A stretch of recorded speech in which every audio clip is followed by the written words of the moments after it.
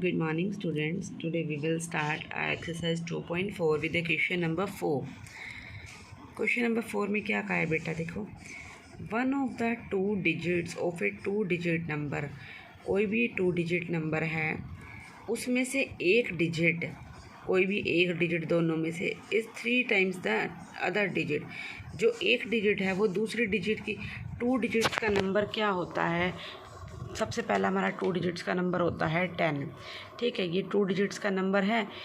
इनमें से एक नंबर, जैसे ये है, एक नंबर दूसरे का 3 टाइम्स है। जैसे अगर एक 1 है तो दूसरा क्या होगा, उसका 3 टाइम्स मीन्स 3 हो जाएगा, दूसरे का 3 टाइम्स है। ठीक है, फिर क्या कहा है, if you interchange the digits of this two digit number, अगर आप इस टू डिजिट के नंबर के डिजिट्स को चेंज कर देते हो and add the resulting number, जो रिज़ल्ट मीन्स चेंज करने के बाद जो नंबर आया resulting number, to the original number, original number को और जो नया नंबर आया उसको ऐड कर देते हो, you will get 88। What is the original number? तो हमें बताना है कि ओरिजिनल नंबर क्या होगा।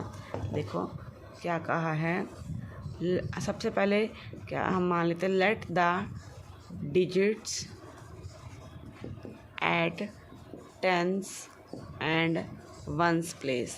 जो वंस प्लेस पे और टेंस प्लेस पे डिजिट है, वंस प्लेस पर, टेंस प्लेस पर हम लेट कर लेते हैं एक्स है, तो वंस प्लेस वाली क्या हो जाएगी, उसका 3 टाइम्स, क्योंकि यही कहा था ना कि एक डिजिट दूसरे की 3 टाइम्स है। अगर हमने टेंस प्लेस वाले को एक्स लेट कर लिया तो वंस प्लेस वाले की क्या हो जाएगी जाके 3x। ठीक है, तो हमारा नंबर ये आ गया 3x। अब हम यहाँ से क्या बनाएंगे, ओरिजिनल नंबर।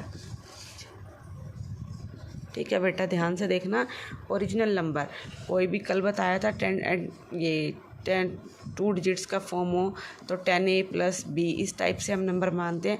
वंस प्लेस पर इट मीन्स इसको 1 से मल्टीप्लाई करते हैं, जो टेंस प्लेस पर है उसको 10 से मल्टीप्लाई करते हैं। तो 10 से मल्टीप्लाई करेंगे, टेंस प्लेस वाला नंबर क्या है x, तो ये हो जाएगा 10x, प्लस वंस प्लेस वाला क्या है, वंस प्लेस वाला है 3x, तो 3x, दोनों को ऐड करने पर कितना आ गया, 10x + 3x 13x।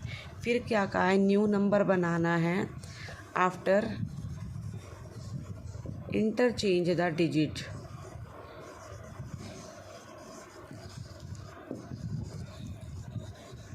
डिजिट्स, उसने क्या कहा था कि अगर हमारा जो नंबर बना हम उसकी डिजिट्स को चेंज कर दें, x की जगह 3x लिख दें और 3 हमारे, क्योंकि डिजिट्स क्या हैं, x और 3x हैं, तो टेंस प्लेस वाले की जगह तो हम क्या कर दें, वंस प्लेस वाले को मल्टीप्लाई कर दें और वंस वाले की जगह क्या लिख दें, टेंस वाला, मीन्स x वाले की जगह 3x और 3x वाले की जगह x लिख दें। तब हमारा नंबर क्या बनेगा, 10 × 3 30x plus x, 30 + x 31x। तो हमारे पास न्यू नंबर क्या आ गया, 31x आ गया। ठीक है, 31x आ गया। फिर क्या कहा है, अकॉर्डिंग टू क्वेश्चन में, if we add the resulting number means new number to the original number, हम जो नया नंबर आया है 31x उसको ओरिजिनल नंबर में ऐड करते हैं, ओरिजिनल क्या है 13x, देन वी गेट 88। दोनों को ऐड करने पर कितना मिलता है, हमें 88 मिलता है। तो ओरिजिनल नंबर बताना है, अब ऐड कर देंगे इनको, 13 और 31 को ऐड करेंगे, कितना आ जाएगा 44x = 88। x को यहीं रखेंगे, ये उधर जाके क्या हो जाएगा, डिवाइड, 88/44 मीन्स 44 × 1 = 44, 44 × 2 = 8। x की वैल्यू हमारे पास कितनी आ गई, 2 आ गई। फिर हमें बताना क्या है, ओरिजिनल नंबर, कि ओरिजिनल नंबर क्या होगा। ओरिजिनल नंबर हमारा क्या था, 13x मीन्स 13 × x की वैल्यू 2 = 13 × 2 = 26। तो इट मीन्स हमारा आंसर क्या आ गया, 26। देखो एक नंबर जो भी है दूसरा उसका 3 टाइम्स है ना, ये 2 है, 2 × 3 6, उसका 3 टाइम्स ही तो है 2 digits number. This is the question number 4। I hope this is clear to you. Now question number 5, ध्यान से देखना क्या कहा है? Shobo's mother's present age is 6 time Shobo's present age. Shobo की मदर की प्रेजेंट एज कितनी है? शोबो की 6 टाइम्स है। जब तक हमें शोबो की नहीं पता होगी तो उसकी मदर की नहीं बता सकते।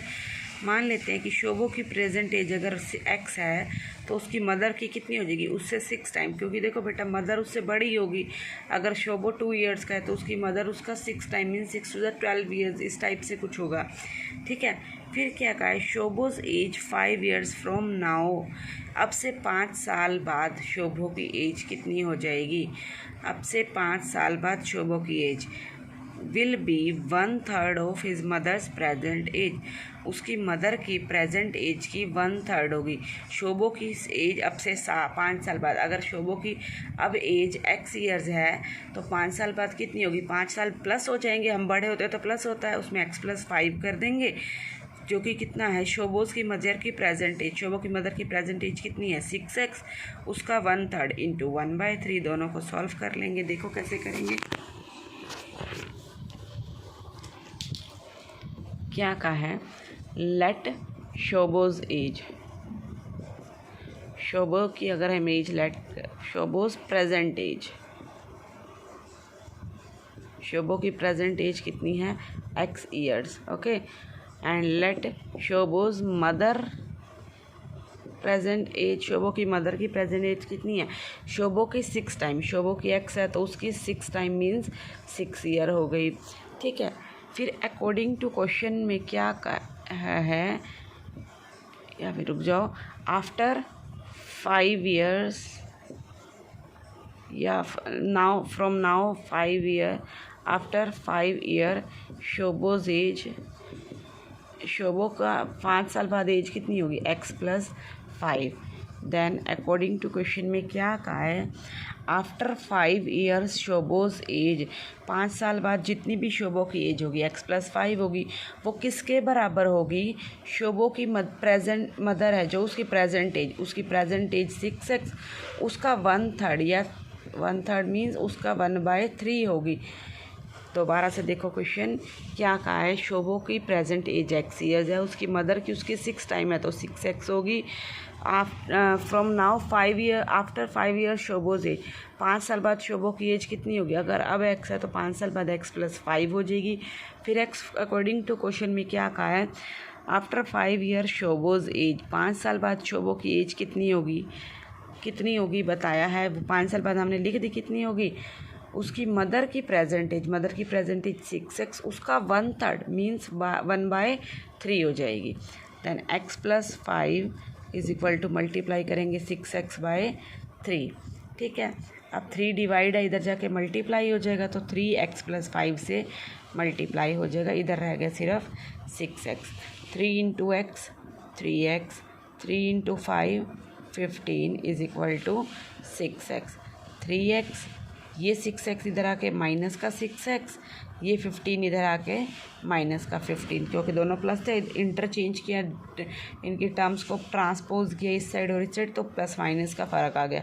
3x - 6x बचेगा -3x is equal to -15, minus to minus cancel, x कितना आ गया? 15, और ये 3 इधर आके क्या हो जाएगा? डिवाइड, 3 × 5 = 15, तो x की वैल्यू कितनी आ गई हमारे पास? 5 आ गई। ठीक है, तो x की वैल्यू 5 आ गई, मीन्स शोबो की एज कितनी आ गई?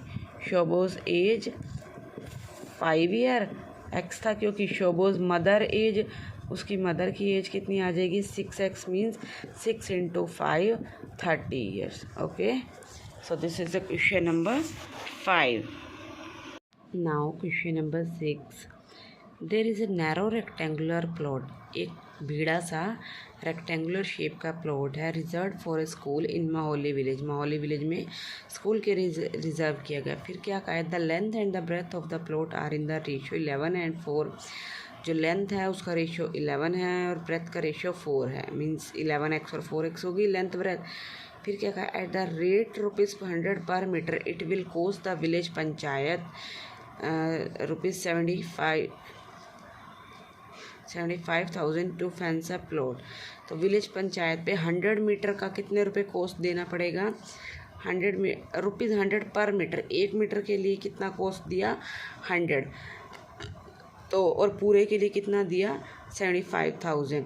What are the dimension of the plot, तो प्लॉट की डायमेंशन मीन्स लेंथ और ब्रेथ क्या होंगी। देखिए क्या कहा है, let the common ratio be, दोनों के बीच में कॉमन रेशो क्या हो जाएगा x, ठीक है।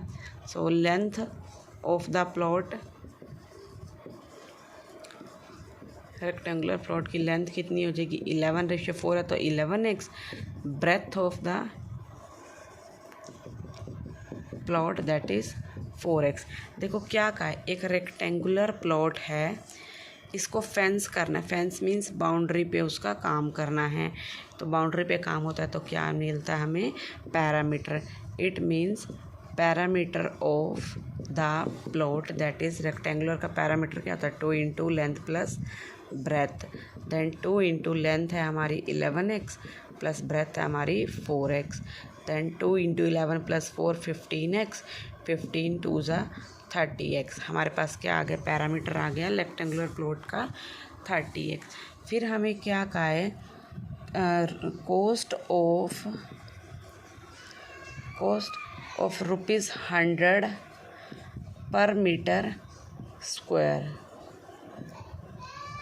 पर मीटर, हाँ पर मीटर पे सिर्फ कितने रुपीज़ कॉस्ट है, 100 मीटर पर कितना है,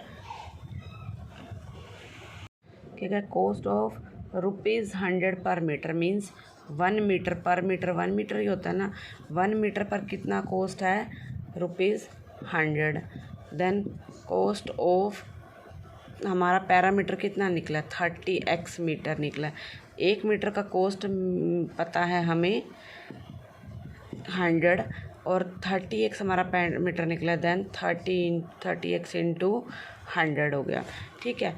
फिर 30x इंटू 100, इसको टोटल को मिलाकर कितने रुपये दिए जाते हैं 75,000, इनको करके जितना भी आता है वो पहले से ही दे रखा है हमें कितना कि उसको हमें कितने रुपए देने पड़ते हैं 75,000, तो दोनों बातें बराबर होगी तो इनको मल्टीप्लाई कर देंगे 30 इंटू 100 3000, x का x is equal to 75,000, x को यहीं रखेंगे, बाकी उधर जाके क्या हो जाएगा डिवाइड हो जाएगा 3000, ये 30 से 30 कैंसिल, 3 1 ज़ा 3 2 ज़ा 6 3 5 ज़ा 15, तो x की वैल्यू कितनी आ गई हमारे पास 25 आ गई।